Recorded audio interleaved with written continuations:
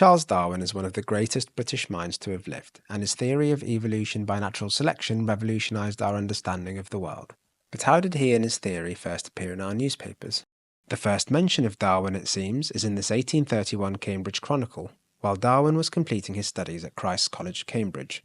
While he initially attended medical school in Edinburgh, he found the experience dreary and failed to apply himself, much to his father's displeasure, who sent him instead to Cambridge to study towards becoming a parson. At Cambridge, Darwin's obsession with entomology grew, setting the foundations for his lifelong career. This simple mention of his Bachelor of Arts in the Cambridge Chronicle is probably the very first time that Darwin is mentioned in a British newspaper. 5 years later, in 1836, the Western Times reports on one of the most famous episodes of Darwin's life, his voyage on the Beagle. The Western Times documents the ship's many stops, including the Galapagos Islands, where Darwin's observations of various animals, including tortoises, crystallized his later theories on species variation, though none of the tortoises or their shells made it back to England. In the article, we can already see what high esteem Darwin was held in, even at this young age, being described as a zealous, unpaid tributary to the cause of science.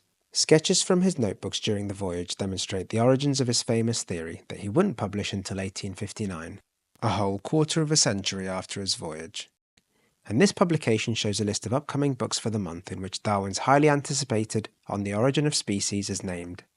The book is an instant hit, and the reception is generally positive, though this early review in the literary magazine The Athenaeum mockingly compares it to a poorly regarded book by Robert Chambers, written 15 years prior, which proposed gradual transmutation as the origin of most natural phenomena we see today.